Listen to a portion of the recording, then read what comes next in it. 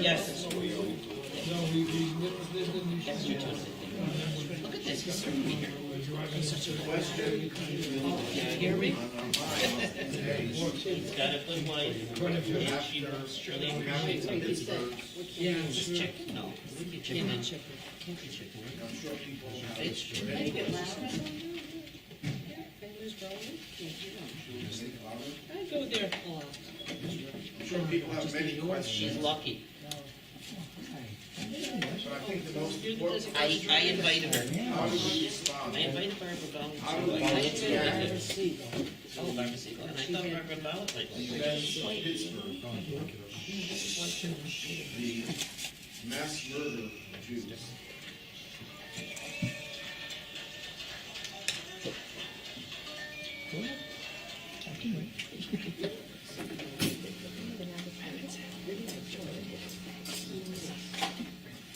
I know the media sometimes tries to sanitize what happened. This morning I heard the news, 11 people killed in a shooting incident in Pittsburgh. That's not what happened. 11 Jews were murdered brutally by an evil anti-Semite. That should have been the headline. But they like to sanitize things. You don't even know who, maybe the 11 people who were killed were the murderers. You don't really get to know from listening to the media. But I like to talk about the various emotional responses, the ones that are appropriate and normal and healthy, and then how do we go on from here, and what are we supposed to do? The first thing that occurs when a person, a normal, sane, decent human being, hears a story of this magnitude, the first thing, of course, is shock and silence, no reaction. And Aaron, Moses' brother, lost his 2 sons. The Torah reports, Vayidom Aaron. Aaron was silent. There are no words. It overwhelms us. We can't express ourselves, at least not initially. And that's a healthy sign. That's a sign that we are sensitive human beings. Because one of the worst things that can happen to an individual and to a community and to a society is to become desensitized, to become inured. Oh, we hear about this every day. You know, if God forbid, or I shouldn't say God forbid about one part of it, if it hadn't been 11, it was just one, you would have heard about it, but very little. It would have been over the news cycle over in a day or two, and we wouldn't have been gathering here because it was only one. One, it happens every day. Murders happen every day. In Chicago, they happen many times a day sometimes. So we've become inured to murder. There's a Yiddish newspaper in New York. It has an English version now, Allgemeine Journal. I recommend strongly if you want to read a good newspaper with accurate Jewish news, unlike all the other news sources which are all inaccurate and distorted when it comes to Jewish news. The Allgemeine Journal, it's called. It has a Yiddish version and an English version. And one year, this is probably goes back 10 or so years, a Jew was murdered.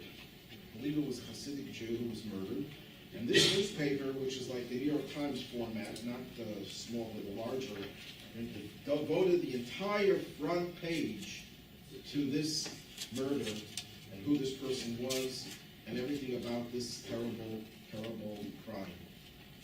The next edition, there was an editorial by the editor who said he was strongly criticized by the community of journalists because it's not journalistic etiquette to devote an entire page, let alone the front page, to a murder of one person.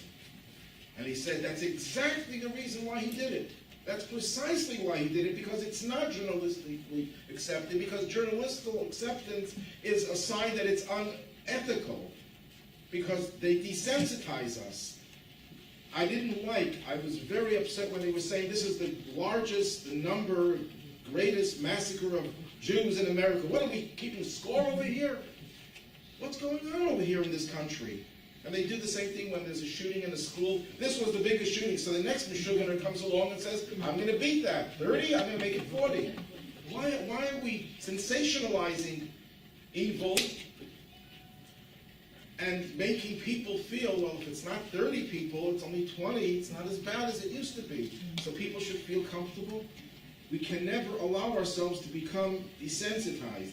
You know, at the Holocaust, they gave it a name Holocaust, and that's the name that stuck, and we have no choice.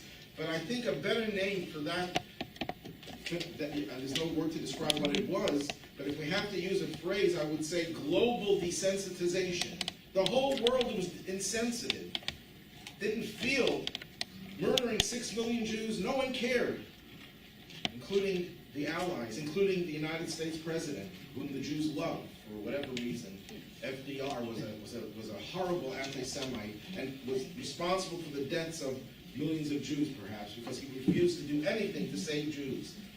And we all know the story of the St. Louis. There's a local connection to that as well.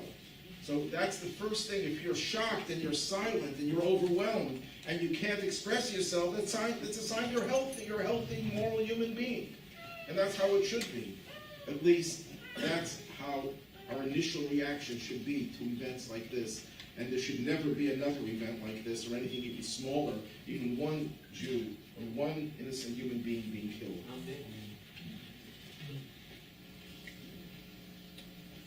The next emotion, legitimate emotion, is anger. You're angry. You're angry at the evil individual who did what he did. You're angry at those people who call for and demand the death of Jews. Anger is a terrible trait, but there's a kosher form of anger. The Talmud says for every non-kosher substance, there's a kosher substance that's like it. If you want to taste pork, the Talmud says eat this kind of a fish. It has the same taste of pork. And the Talmud asks the question you're thinking right now, how did the rabbis know what pork tasted like? The Talmud asks that question and says, God reveals his secrets to those who fear him. These were holy people who knew prophetically that this fish had the same taste of pork. So everything that's non-kosher has a kosher form. Anger is not kosher. Anger is a terrible trait. Maimonides says we should distance ourselves from anger as much as we can.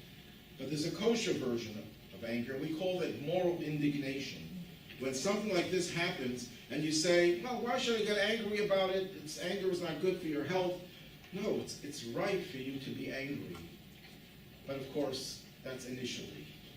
The anger, you can be consumed by the anger, and it doesn't lead to anything. But if your initial reaction is anger, that's healthy, that's kosher, that's a positive thing. I heard someone ask the doctor, Cohn, who treated, or at least who said hello to this monster, and they asked him, could you forgive him? He says, right now, no, but maybe in the future. I don't understand that. No, I'll never forgive him. Who am I to forgive him? He didn't hurt me personally. I mean, he hurt us all collectively, but he killed 11 people. Let him ask those 11 dead people for forgiveness.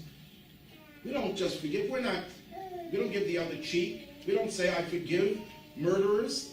People say, why don't we forget and forgive what the Nazis did to us? No, we don't forget, and we don't forgive them because it's not our role to forgive. Let the victims be asked for forgiveness. And you don't forgive someone like this unless they make amends. And I don't know how this monster can make amends. So we have a right to be angry and not be so forgiving.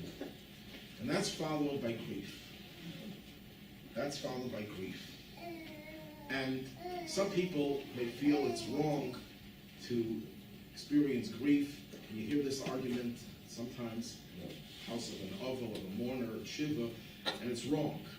And this argument was voiced hundreds of years ago, maybe about 800 years ago, by a group of people who said, why should we mourn at the death of a person? Death is part of life. We don't mourn another life cycle events. Death is just normal. It's a biological process. Let's not get upset about it. And that, the rabbis responded, was an act of cruelty. A human being has to experience grief and mourning at a loss of another human being, especially if the loss is personal. And that grief not only is therapeutically healthy, But we're not talking here about our benefits from it. We're talking about what's ethical and proper. It's ethical and proper to show that something is missing in your life. You just lost a limb, and you feel a certain amount of grief.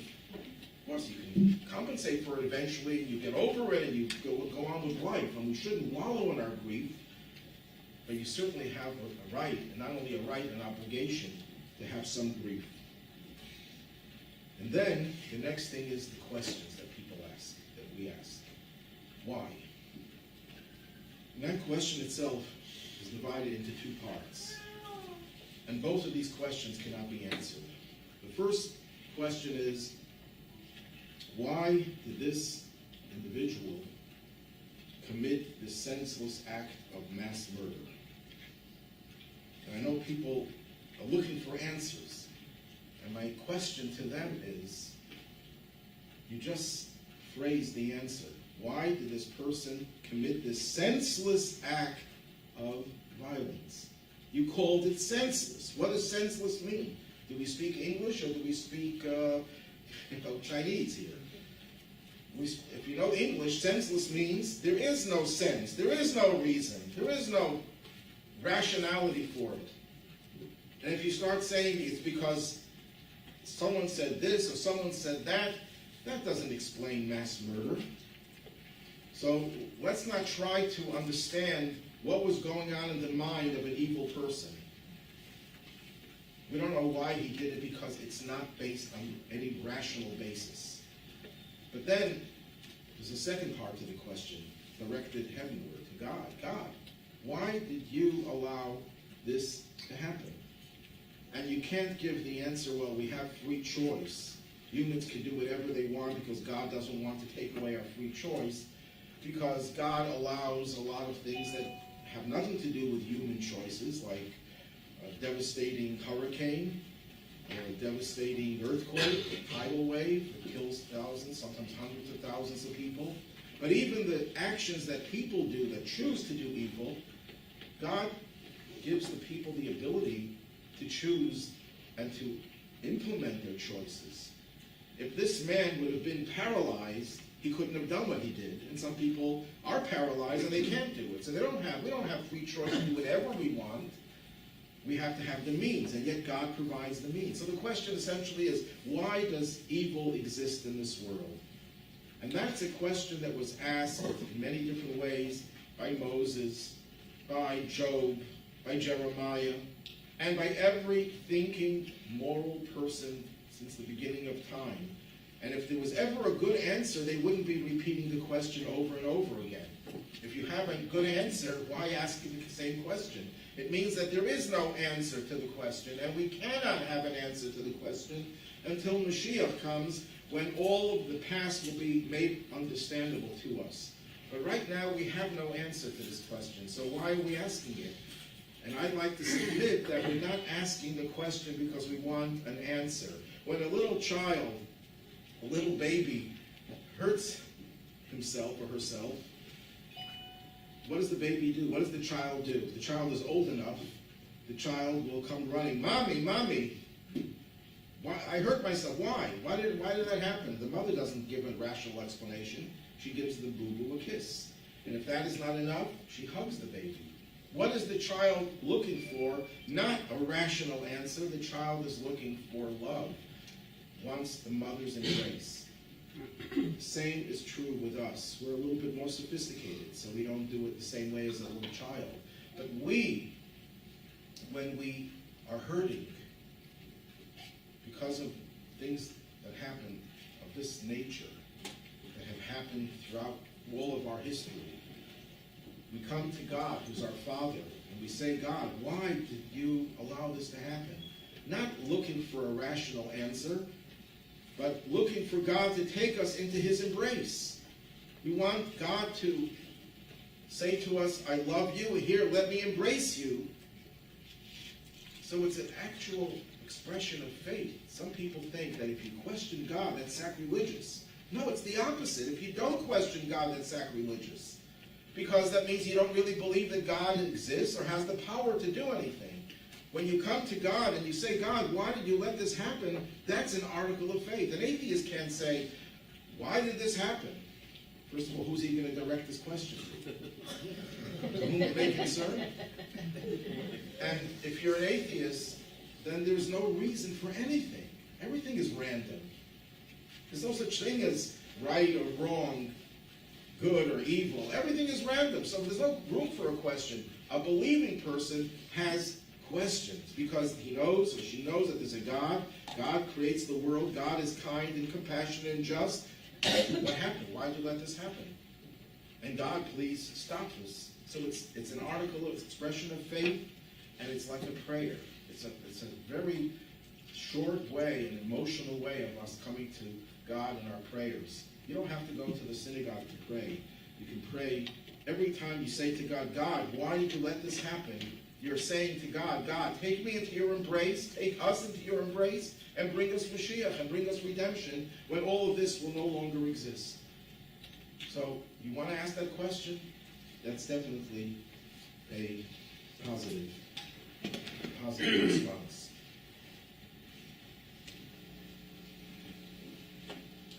But then there are questions for which there are answers, and we have to look for the answers. And it's a two-part question, two questions that one needs the other to be answered. The first question is, what happened? I don't mean the facts, what happened. We know, the news reports more or less tell us what happened. The physical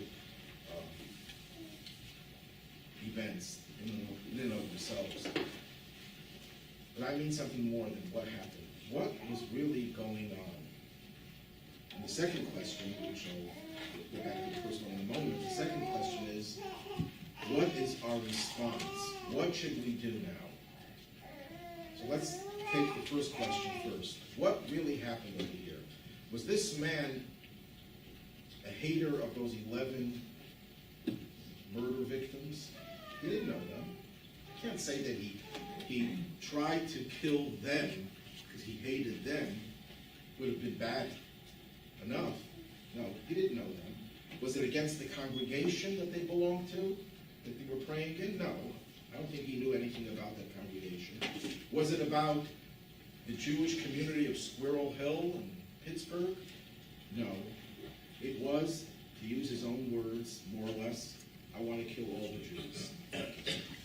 It was directed against every single Jew, and by extension, every single moral human being who cares for the Jewish people. And that should be everyone, but fortunately it's not everyone yet. So this was not just an act of terror against a group, it was an act of terror against all Jews, against us, just as much as it was against the Jews who lived in Pittsburgh, although they were affected more dramatically because of the close proximity to it. But I want to go a little deeper, because this is very important, and I'm sure I don't have to preach as I'm preaching to the choir, but I think it's important that we get the message out to others. There's a movement that's been going on. It's not an official movement, although there are people who have an official movement of this nature, to secularize everything and to make everything relativistic. There is no good or evil, no absolute good or evil, no black and white. Of course, I don't like certain things. I don't like spinach, but spinach is not evil just because I don't like it. That's how they look at evil, what we call evil. They say it's not evil because what's evil to you is positive to someone else. The Nazis considered murdering Jews to be an act of goodness, saving the world from the Jews. And to us, it was terrible. So how could you call this evil when some people think it's good? It's all relative. That's a very dangerous and evil ideology. There is black and white. There is good and evil. I shared this story many times, but a very prominent Chabad rabbi was once giving a lecture at a university. It was Friday night, or Shabbos get-together, and he was arguing before the meal with a Jewish student about this very topic. And the Jewish student says, there's no such thing as evil. So the rabbi said, what about the Holocaust? What about the murder of 1.5 million children? And his answer was, no, don't get me wrong, I don't like what happened. I think what happened was horrible, but you can't call it evil. And the rabbi was dumbfounded. He was never so shocked to hear a Jewish student, no less, say a thing like that. And he couldn't even continue the conversation. An hour later, they were sitting at the meal, and the rabbi started to dig into his chicken dinner. And the student looks at him and says, Rabbi, you're going to eat chicken? That's evil. It's not just a contradiction. It's a new ideology that if you don't agree with my statement that there is no evil, then you're evil. That's how sick and irrational people have become. There is evil, and there's good. There's some gray areas as well. This is no gray area, obviously. This is unmitigated evil. And it's important to know what happened here was unmitigated evil, not 11 people killed. They should never use the word killed in this context. Murdered, brutally murdered by an evil person. That's what happened. So how do we respond to it? So we have two different levels of response. There's the physical and the spiritual. And Judaism considers both important. We don't just say, let's have faith in God. God will protect us. We do say that. And without faith in God and without his protection, we wouldn't be here today. The odds are the Jews could never have survived thousands of years of persecution. But we have to, therefore, not just do whatever we can do physically to defend ourselves. We have to have this trust and faith in God. But that has to be augmented by physical action. So what should we do? So here, I'm treading on very delicate territory because there are differences of opinion amongst experts and amongst partisans. And I don't like when partisans argue about things that only experts should be arguing about. But the partisans are the ones who are the most strident in their arguments. What should we do? So let's the first thing that we have to recognize is that Jews do believe in self-defense. I'm not a member of the JDL, the Jewish Defense League, and I've never held a gun in my life. But that doesn't mean Jews don't believe in self-defense. There's an old canard that Jews in the Holocaust marched to their deaths like sheep to the slaughter. The Jews did not fight back. That is absolutely false. Number one, the Jews did fight back in many cases. They fought back in different ways wherever possible. But throughout history, Jews always tried to defend themselves when they knew there was a chance that they could win. But if they knew they could not really fight back, they couldn't win, they would rather salvage whatever they could rather than just showing off their bravery and heroism. Judaism does not glorify heroism. It glorifies life. And that's why sometimes we didn't defend ourselves because it was futile. But whenever it's not futile, we have not only a right, but also an obligation. But the question is, how do we defend ourselves? So some people suggest there should be armed guards at every synagogue. In Europe, they have soldiers with submachine guns in front of every synagogue. There could be arguments against that the terrorist, the first person he would shoot would be the armed guard, and it wouldn't help to protect anyone inside. Then the issue is whether someone inside should be armed and should have a gun. I don't see anything wrong with that, personally, if the person is well trained and is capable of defending everyone. Some people say, no, guns should never be allowed in a place. Well, murderers don't think that way. They will get guns. Some people say we should have gun control. Well, that's in the short-term protection. What other method is there of short-term protection? Can you think of another way? I'd like to hear another method. Short-term protection. It's either you do nothing and rely on God, or you arm people on the outside, or you arm people on the inside. I can't think of another way in short term. In the long term, there's this big debate between conservatives and liberals whether we should control guns or whether we should focus on mental illness. I think everyone agrees that we should focus on mental illness. I don't think there's a debate about that that's a problem, that people who are mentally unstable. But I don't know if this guy was mentally unstable, if he would have been helped by psychological counseling. I don't know too much about it, at least I don't know, maybe others do know.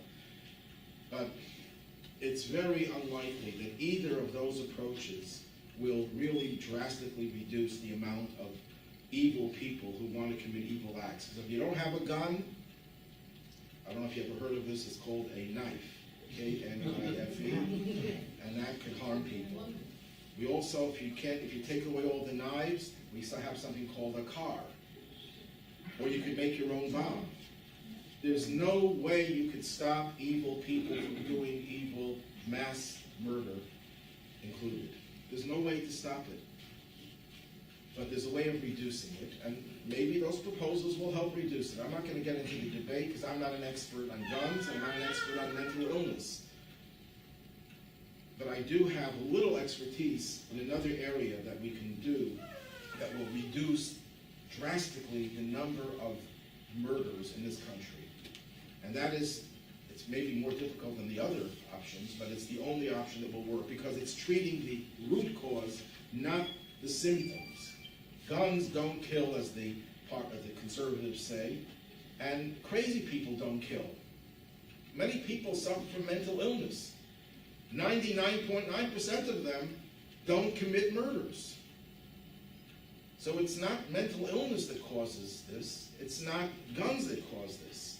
So both sides are wrong, even if they're right that may help reduce it somewhat. But they're wrong about, that's not the cause of it. The cause of it is an evil person doesn't care about doing evil because the person was not educated that evil is wrong, because the person was told that God is irrelevant in our society. We live in a secularized society, a hedonistic, secularized, relativistic society governed by Hollywood and other crazy influences, which, by the way, also creates anti-Semitism. If you're looking for causes of anti-Semitism, and there are many causes, whatever, anything bad in society that is connected to a Jew will be a reason for people, anti-Semites, although it's not a reason, that will be used as a pretext for their evil.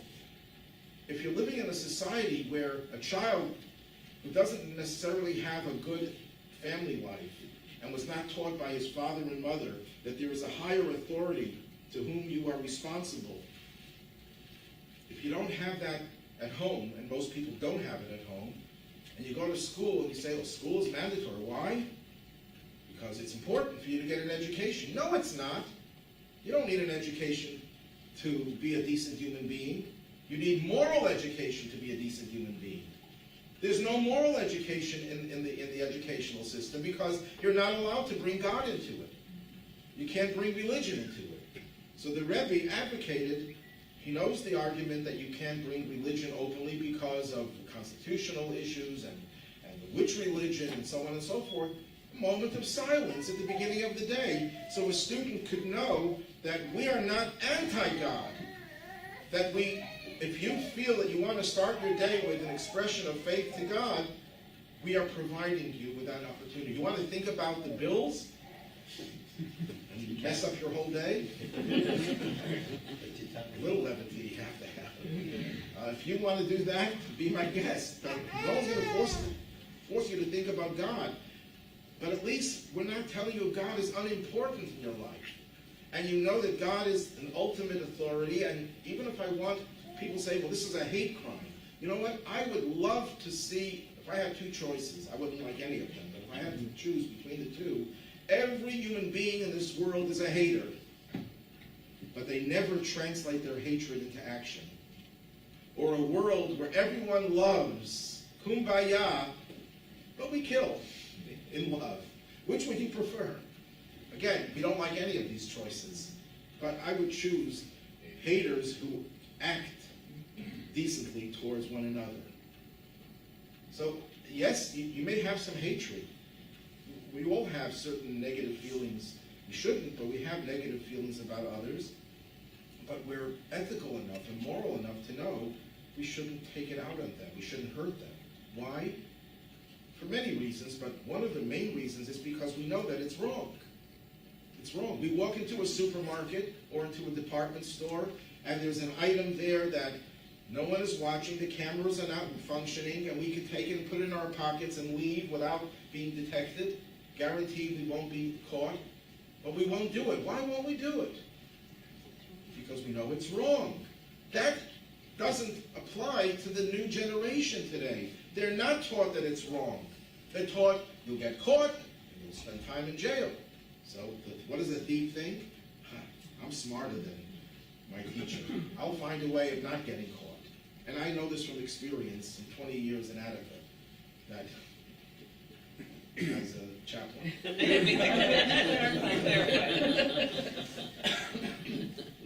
That the unrepentant criminals there feel next time I won't get caught.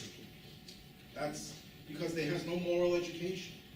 They don't have respect for higher authority. That's the first thing, and the only thing that will change the climate in this country. When I'm probably not the oldest here, no.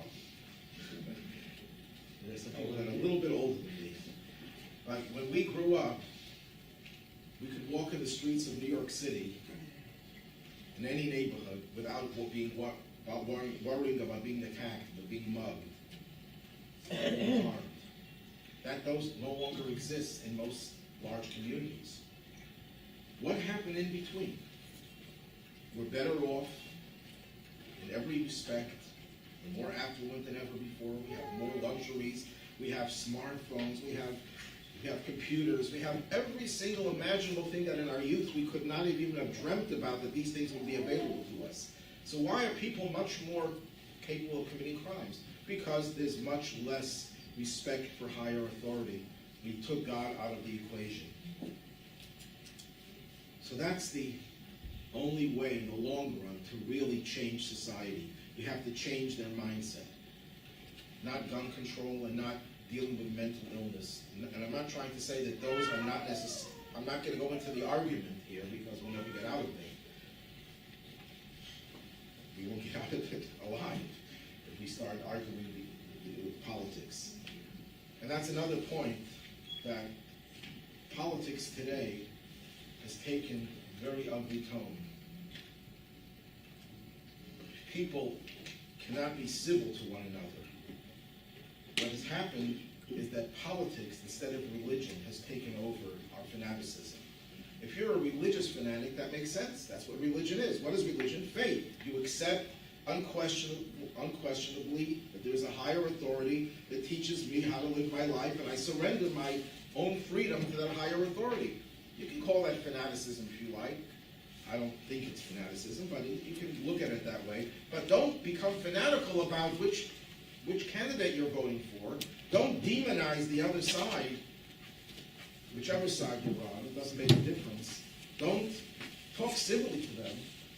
Just 2 days ago, I was in Florida, and I mentioned something, and I didn't even finish my sentence, but because the person thought that I said something which I didn't really say, he was screaming at me, literally screaming at me, and I said, "Can you let me finish my sentence so I can explain what I said?"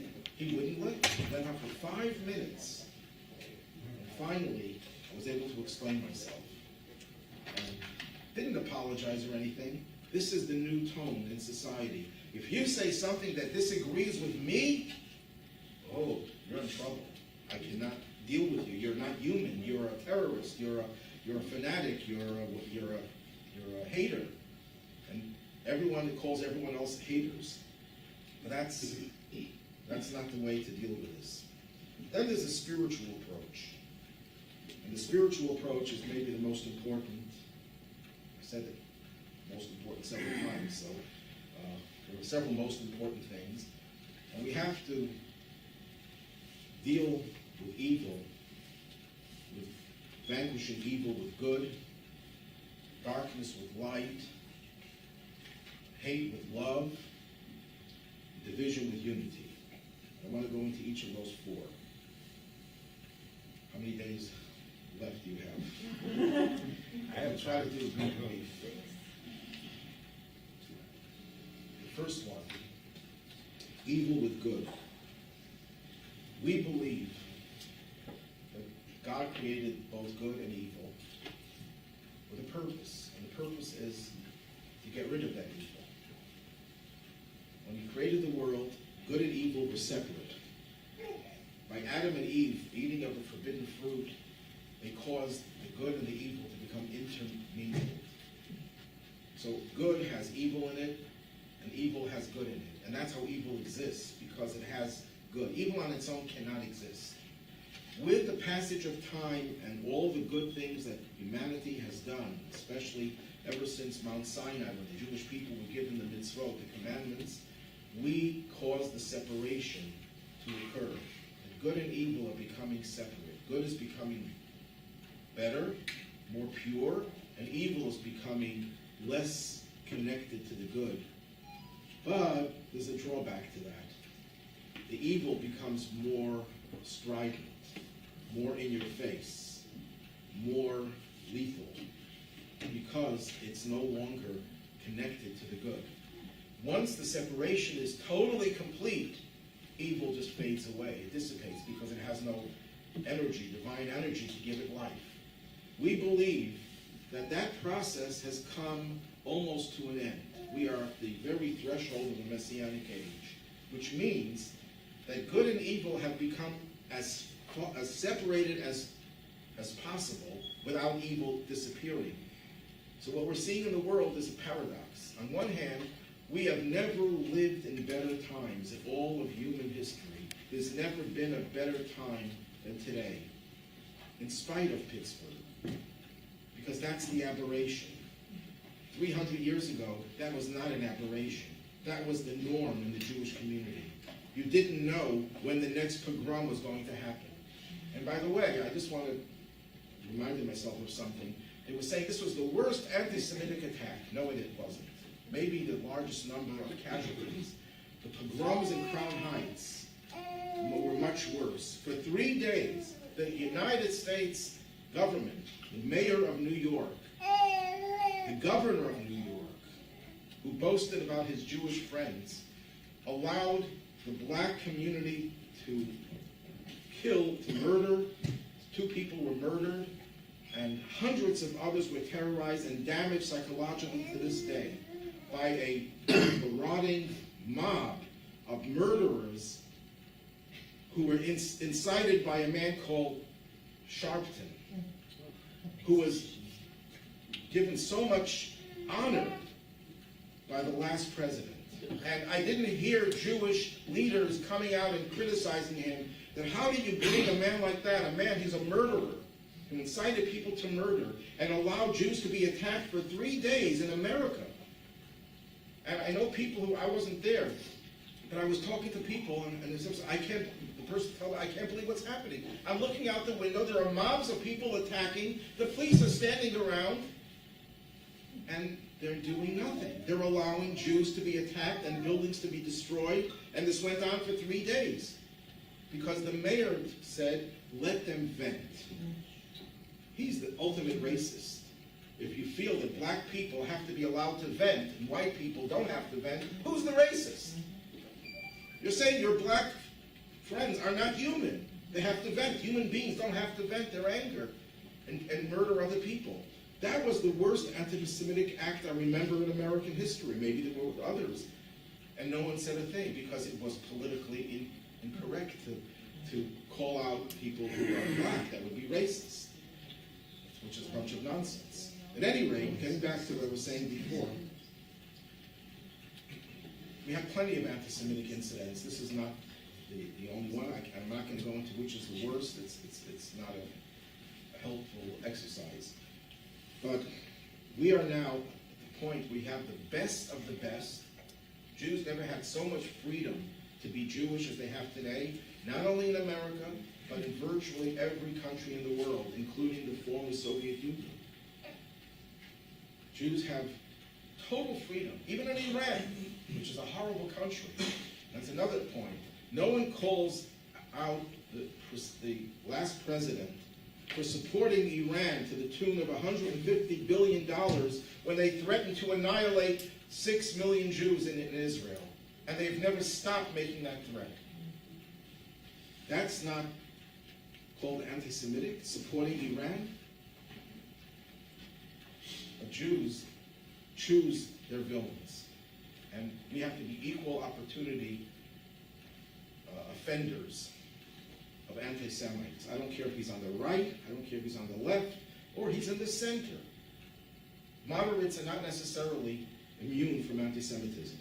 So, but on the other hand, we have so much good in the world, unprecedented good, and much more pure good. You see more and more people who do acts selflessly, altruistically, random acts of kindness.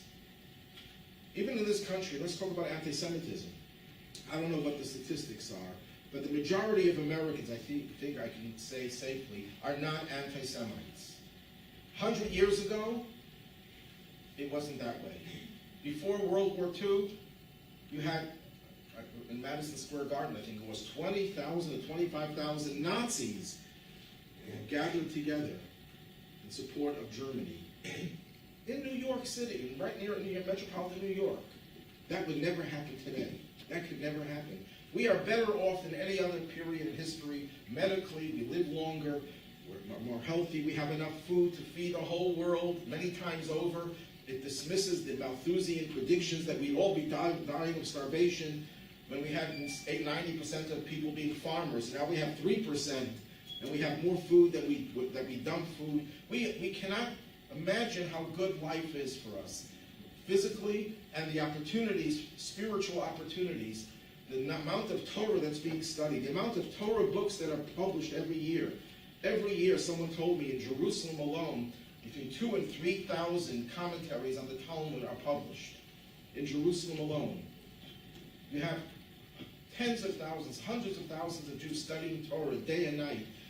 You can't imagine a better world than we have today. More pure good than ever before. And yet, we also see the evil is more pure, more distilled. Holocaust, Soviet communism, ISIS, and now some of these really evil people are coming out of the woodwork in recent times. We're seeing the departure of evil from this world, and this evil is making its last stand.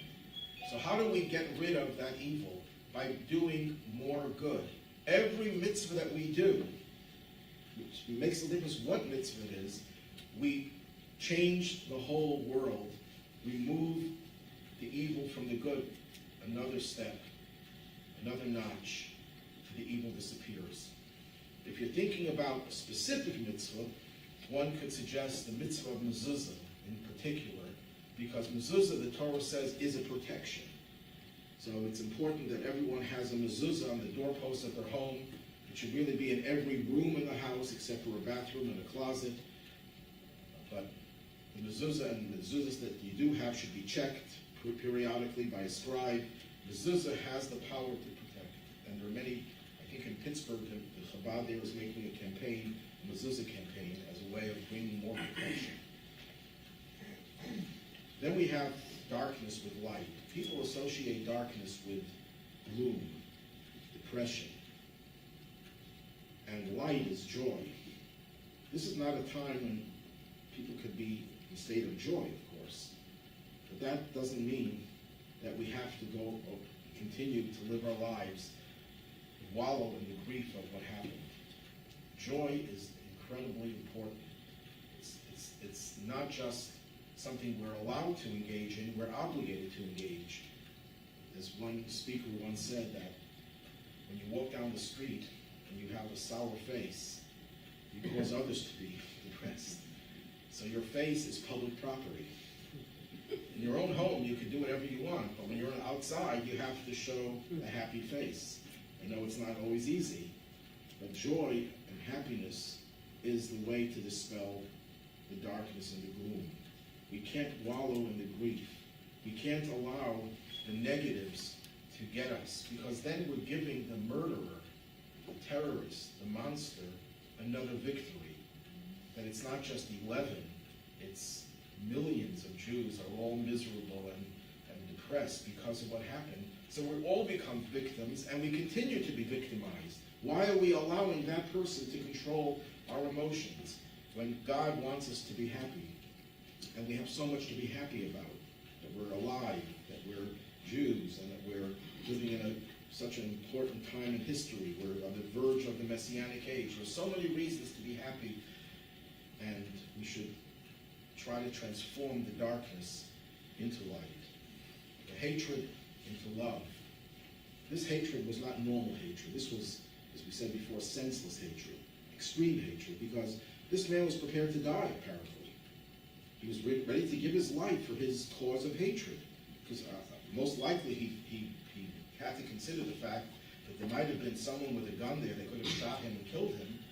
Even if he wouldn't have been killed there, he knows that he's going to probably get in a shootout with the police, which did happen. And he, I don't know, fortunately or unfortunately, he wasn't killed, but he may very well get the death penalty or serve the rest of his life in a solitary confinement. Who knows? So the man was prepared to suffer the consequences to further his hatred. So what's our response? We go to the opposite extreme. That we go to extremes of love. The Second Temple, we were told, was destroyed because of sinat chinam, senseless hatred. Not because someone hurt you, you hate them. That's not right either. But senseless. I just don't like your existence. Your existence gets in my way. That's senseless hatred. So how do we counter that? The Rebbe would always emphasize by embracing the other person, even if the person doesn't deserve your love because of the way they behave. Senseless love.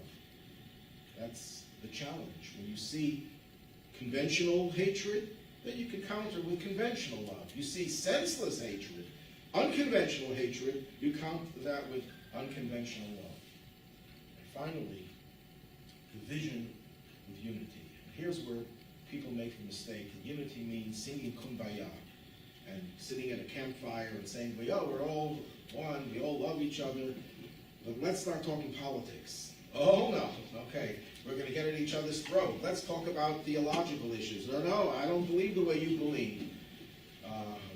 Your label says conservative, my label says or reform, the third one's label says orthodox, the other one says unaffiliated. That's not unity. Unity is not when you ignore your differences. Unity is not where there are no differences, where everyone agrees on everything, which of course is an impossibility, especially if you're Jewish. Unity means that I accept the totality of who you are, regardless of the very legitimate differences that I have with you. I don't give in to one iota of my differences with you, unless you can convince me otherwise. But I still accept you totally and embrace you. As I've said many times before, I don't like the word I tolerate you, because tolerance you reserve for a root canal or a colonoscopy. But when it comes to human beings, this excuse for a human being who committed this massacre, I don't tolerate. I want him dead. And if he suffers in the process of him being executed, I will not shed any tears. But everyone else I embrace, or at least I know that I should embrace them. Sometimes it's hard, but sometimes you have to go beyond what you feel comfortable doing. That's the way to deal with division. Not to say, well, let's all agree on everything, or let's shed your... I'll give you an example. As a person who has a quote-unquote orthodox label, and who considers it important to, let's say, keep kosher, says, but if you want to have unity, you have to eat the same food that I eat. Since I eat pork, you should eat pork. And then you'll really know what food tastes like pork. That will be unity. No, that's not unity. Because that means you're saying that if we can't be the same, I won't accept you. That's the sign that you don't really understand what unity is. Unity is where you totally disagree, and you can argue stridently, as Jews are wont to do, but you still embrace the other person totally. So, yes, there's silence, shocking silence, there's anger, there's grief, there's asking questions. As we go on, one emotion that I didn't mention is one that we shouldn't have, and that's fear. Fear to go to shul. Fear to be dressed in a conspicuously Jewish way. Fear to identify as a Jew, because the anti-Semites might try to attack me. Now, it's a normal emotion. I can't fault a person for having that feeling, but as soon as you get that feeling of fear, remember that that's a victory for the anti-Semites. We have to go out and overcome that fear, if it does exist, with pride, Jewish pride, continue to be Jewish and more Jewish than before, identify our Jewishness even more than before. And that way, we will get rid of at least that aspect of power that we give to these anti-Semites, because they know that this is going to cause us to fear them, and we don't want to recognize that we have anything to fear. And put our trust in God that we will all be safe and secure, and that the evil will eventually be totally